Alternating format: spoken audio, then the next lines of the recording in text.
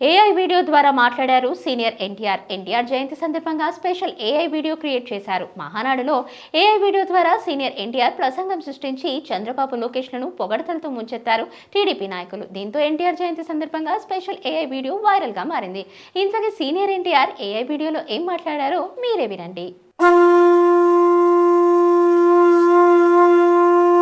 మహావేడుకల నింగి నేల పసుపుమయమై పరవశించేలా అంగరంగ వైభవంగా జరుగుతున్న మహానాడు పండుగ వేళ 10 కోట్ల తెలుగు తమ్ముళ్లకు, ఆడపడుచులకు, రైతన్నలకు, శ్రమజీవులకు, దేశ విదేశాల్లో తెలుగు కీర్తి పతాకాలుగా వెలుగొందుతున్న మన బిడ్డలకు వివిధ రంగాలలో తమ ప్రజ్ఞా పాఠవంతో తెలుగు తల్లికి సాంస్కృతిక, సాంకేతిక, సాహిత్య నీరాజనమిచ్చిన కళాకారులకు, మేధావులకు, శాస్త్రజ్ఞులకు, విఘ్నులకు, ముఖ్యంగా నా పసుపు జెండాను కుండెల మీద మోస్తున్న తెలుగుదేశం కార్యకర్తలకు నా హృదయపూర్వక నమస్సుమాంజలి. సరిగ్గా 43 ఏళ్లయింది నా తెలుగు వారి కోసం, నా తెలుగు జాతి ఆత్మ గౌరవం నిలపడం కోసం తెలుగుదేశం పార్టీ స్థాపించి. నేను స్థాపించాను అనే కన్నా పుట్టింది అనాలేము. ఎందుకంటే ఆనాడు కార్మికుడి చెమట నుంచి, కర్షకుల రక్తం నుంచి, చాడిత పీడిత ప్రజల బాధ నుంచి పుట్టింది తెలుగుదేశం. కులమత వర్గాలకు అతీతమైన నవ సమాజానికి సరైన నిర్వచనం చెప్పేందుకే తెలుగుదేశం పుట్టింది.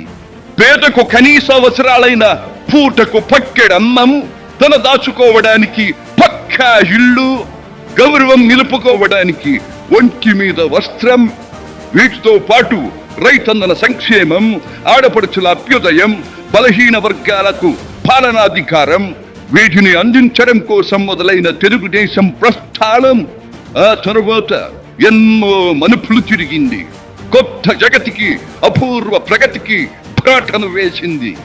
హైదరాబాద్, సికింద్రాబాద్లకు ట్యాంకు బండతో నేను సాంస్కృతిక వారధి కడితే, ఆ తరువాత సైబరాబాద్ అనే కొత్త నగరాన్ని పుట్టించి తెలుగు నేలకు, ఆధునిక ప్రపంచానికి సాంకేతిక వారధిని కట్టించిన వాడు చంద్రబాబు. లక్షల రూపాయల జీతం గురించి ఏమారైనా కలగన్నామా? దాన్ని సాధ్యం చేసింది నా తెలుగుదేశం ప్రభుత్వమే అని చెప్పడానికి నాకు గర్వకారణంగా ఉంది. డ్వాక్రా సంఘాలతో నా ఆడపడుచులు సాధించిన ఆర్థిక స్వాతంత్ర్యం చూసి నాకు సంతృప్తిగా ఉంది. గోదావరిని కృష్ణమ్మతో కలిపేది ఎప్పుడో పోలవరం తెలుగు వారికి దేవుడిచ్చిన వరంగా రూపొందే శుభదినం ఎప్పుడో అని ఆనాడు నేను పలవరించాను. పట్టి సీమతో ఒకటి నెరవేరింది. పోలవరం పూర్తితో మరొకటి ఇంకా 2 ఏళ్లలో నెరవేరబోతోంది. రెక్కలు ముక్కలు చేసుకున్న డొక్క సగం నిండని పేద ప్రజానీకారికి ఇంత ఆదరవు కల్పించడానికే ఆనాడు కిలో 2 రూపాయల బియ్యం పథకం పెట్టాను. అటువంటిది P4 కార్యక్రమంతో పేదకు పేదరికం నుండి విముక్తిని కలిగించి బంగారు కుటుంబంగా తీర్చిదిద్దే చంద్రబాబు ప్రణాళిక అహో అద్భుతం, మహాద్భుతం. శాతవాహన సామ్రాజ్యానికి ఒకప్పటి రాజధాని నగరంగా బాసిల్లిన అమరావతి పేరిట నేడు నిర్మాణం జరుపుకుంటున్న ఆంధ్రుల రాజధాని నగరం దేవేంద్రుడు సైతం అసూయ పడేలా, మయూరి సైతం అప్పుల పడేలా రూపుదిద్దుకోవాలని మనసారా దీవిస్తున్నాను. క్రమశిక్షణాపూరితమైన అభ్యుదయ సమాజ నిర్మాణ శక్తిగా యువతను మలచడం కోసం ఆనాడు నేను కలను కన్నాను. యువగణానికి ప్రాధాన్యమిచ్చి యువశక్తికి పదును పెట్టి నా కలను నేడు తీరుస్తున్నాడు నా మనవడు లోకేష్. అంతేకాదు, అధికారానికి సరైన నిర్వచనం మానవ సేవ అని ఆనాడు నేను పాటించిన నియమాన్ని నేడు గతంలో ఆచరించి పార్టీ కార్యకర్తకైనా సాధారణ పౌరుడికైనా అండగా నిలుస్తూ నా వారసత్వానికి వన్నెదిస్తున్నాడు లోకేష్. గగన సీమ నుండి ఇది చూసి అయ్యా రే ఫలా ఫలా మనవడా ఫలా అని మురిసిపోతోంది నా మనస్సు.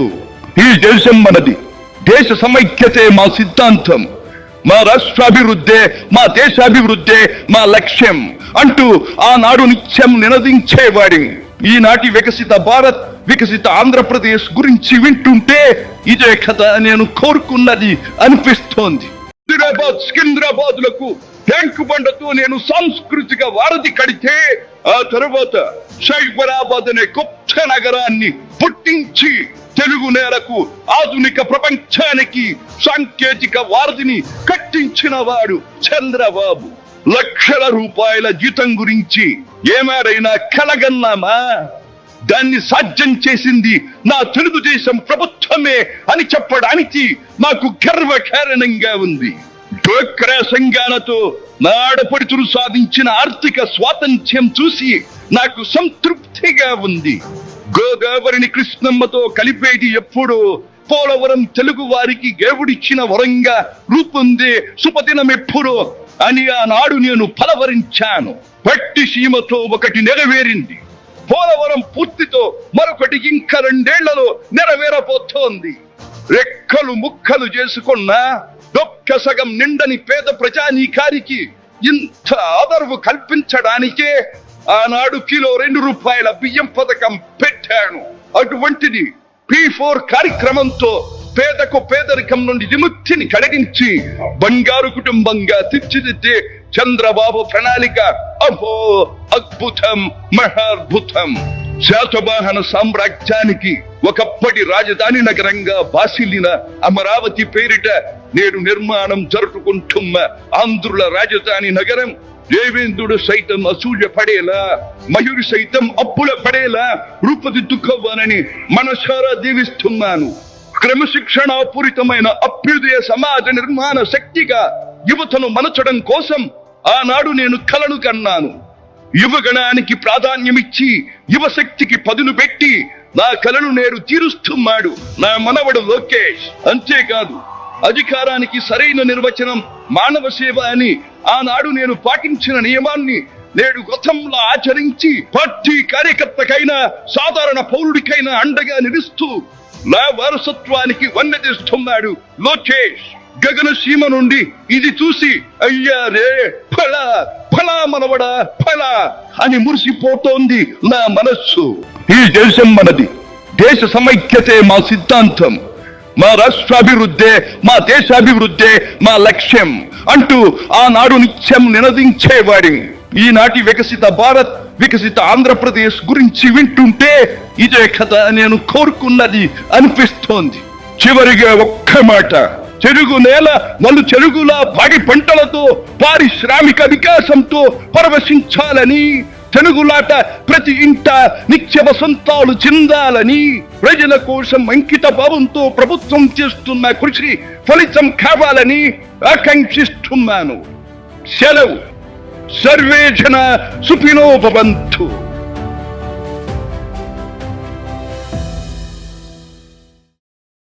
Please subscribe to the channel and download the Politicos app from the links in the description.